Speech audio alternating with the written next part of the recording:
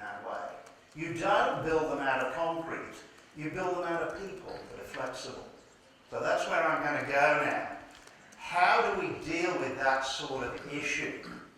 Well, here are some of the specifics. Again, I'm not going to dwell on these, I'm just going to flag them. A management team which is disconnected from the quality management system will allow it to become rigid. That I see time and again, because they want something they don't have to think about, something that is linear, unidirectional. Over-documentation, my goodness, you all know about that one, don't you? I see the smiles around the room, yes. And that's a legacy from the 90s, and yet it's still with us. Huge documentation that makes the system, like an esophagus. Terrible situation. Auditing, which drives compliance and not improvement. Some of you are starting to recognize these. May have come across a really interesting document called the Agile Manifesto. Any of you in the software industry will recognize that term right away. And it talks about 4 basic principles. And all of these things that I'm talking about here link back to that Agile Manifesto, that these are specific to quality management. Compliance auditing instead of auditing for improvement. It's so easy to audit for compliance, much more difficult to audit for improvement. And you can demand that of your auditor because they say to you, oh, we create value. Okay, value is quantifiable. Tell me how much value you're creating. Give me some numbers. And by the way, if you're using something like 9001 as your quality management system, there's this thing called continual improvement. What are you doing for me there? So be confrontational with your auditor. And corrective action that is small time and dealing with insignificant issues and not operating at a system level, not looking for fundamental change, and perhaps for me, one of the most important of all, the lack of people engagement, the lack of involvement of our people in the running of the organisation. I think we're starting to wake up to that far more now. I've had the privilege to work on a new ISO standard in the last 5-7 years, which is ISO 10018, which is all about people involvement, how to engage your people. And you see all of those together with our direction in quality management, which is going to take out of our lives the thinking time we need in order to be creative. We no longer have lunch in a lunchroom. We have lunch in that little cubicle or box that we work in, and we eat lunch out of the box, and we think in a box. That's something that you have to change. So, just going a little deeper on the issue of creativity, the folks in knowledge management will tell you that typically 20% of the knowledge that we have in our organization is actually documented. 20% of the knowledge that you have in your own work area is probably documented. 80% of the knowledge is tacit in our minds and subconscious deep inside us. And it's releasing that tacit and subconscious knowledge that is going to lead to a more creative work environment. It's all about behavior. To quote the famous old saying from Deal and Kennedy, it's been around for 20 more years. By the way, I love quotations. You're going to get a lot of them today. We all got our quotation at the beginning of the morning, and what was mine?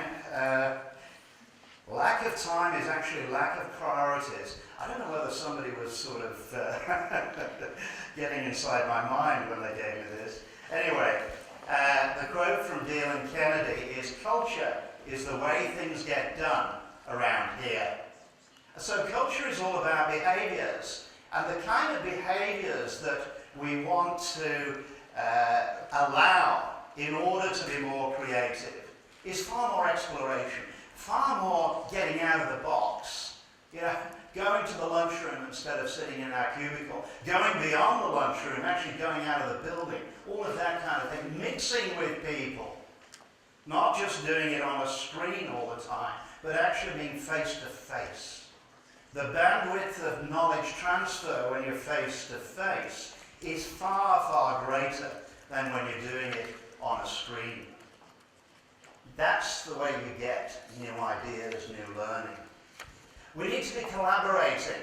We need to interact with people who are different from ourselves. And one of the problems that we have in our organisation is something you might have heard of. It's called the mirror effect. We tend to recruit people who are the same as ourselves because we feel comfortable with those people. We don't engage people who are different.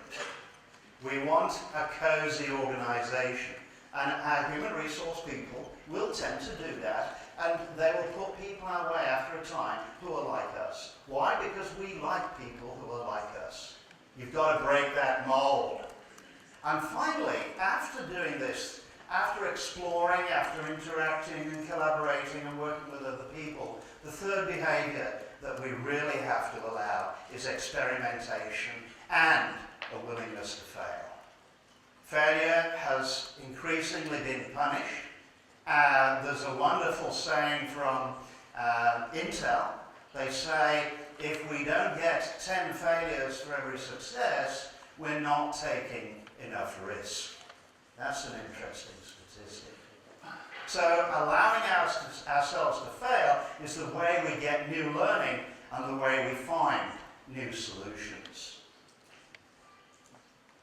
So I talked about creativity, and that is really a first step into innovation. A lot of people sort of have difficulty in seeing the difference between the two.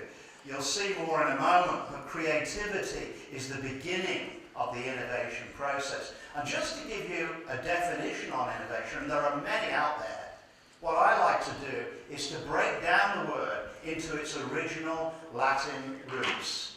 Innovation. In a new way.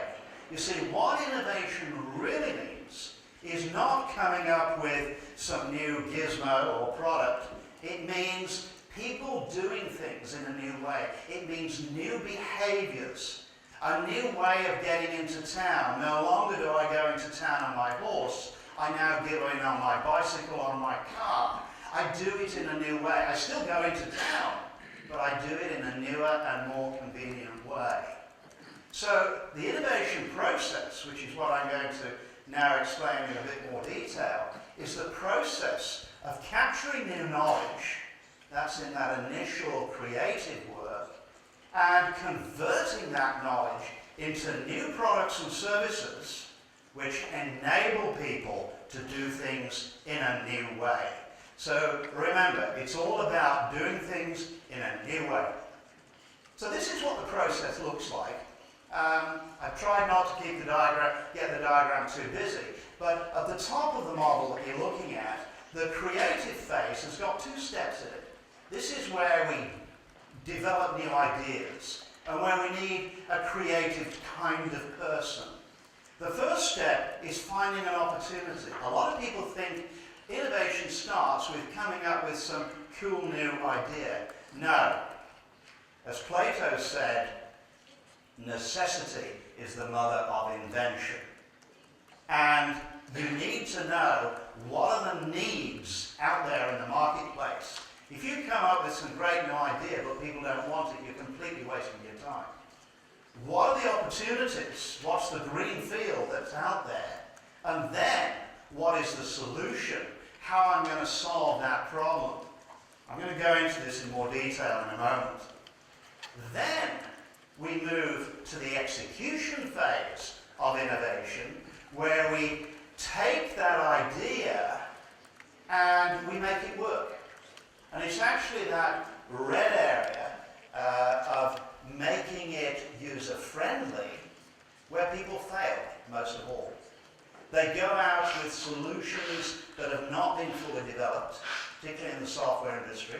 Competition sees the, should we say, poor solution and says, yes, I know how to deal with that, and they take your winner away from you. You must never allow that to happen. And even then, the final delivery is where many people stumble. Just getting the user to understand the value of your new proposition is a tough task in itself. So I'm going to take you through those 4 stages and explain in a bit more detail what they actually involve. But before I do that, I want to talk about the people that are involved in each of those stages. I've already nailed my colours to the mast when I said people matter. Well, for a successful innovation, without the right people, you'll never get off the ground. The first type of person you need in your process is a person we call the creator. They're the people who see the opportunity. They are the initial, I'll call them, gold digger. They see the chance that other people don't see. My wife is a creator. She sees opportunities all the time. And, I have to say, stop. That's enough. And certain people are really good at that. Then, the next person is the connector. They're the people who defines the problem. You see, creators don't do that very well. They're not very good at defining the problem. Connectors do. In the world of quality, there are a lot of people who are connectors. You see, these are the problem solvers. These are the people who can A, define the problem, and then B, find solution. They're called connectors because usually they find the best solutions by stepping into a whole new world, finding a new context, and finding a solution that has existed somewhere else. Then we reach the tipping point. The strategic planners of our organization need to look at what are the choices. And again, I'll develop that in more detail. Before then, we move to developers. Developers are the people who make ideas practical. I'm a developer. I fall into that category. We make sure that the wheels don't fall off. We make sure that it's easy for somebody to use, whether it's a service or a product. When our final solution gets out there, and the people who get it out there, get it to the marketplace, are the doers. These are the sales, the operations people. Now, you may be starting to wonder, well, I wonder where I sit on that. I'm not going to take time today, but you'll see there's a chart that's either on your USB or in your information package, and you can go to that chart and evaluate where you sit on the cycle. This is really important for you if you want to create a company in which you are being creative and innovative. For instance, if you have no creators, you'll never get started.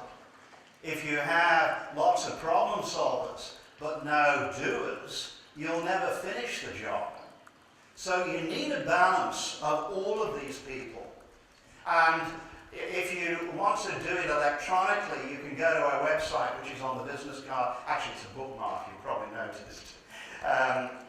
It's on the bookmark, and you can go to the website and it does all the adding up for you, which is really convenient. And you can download a PDF, which gives you a lot more background. Enough of that, but you do need to know.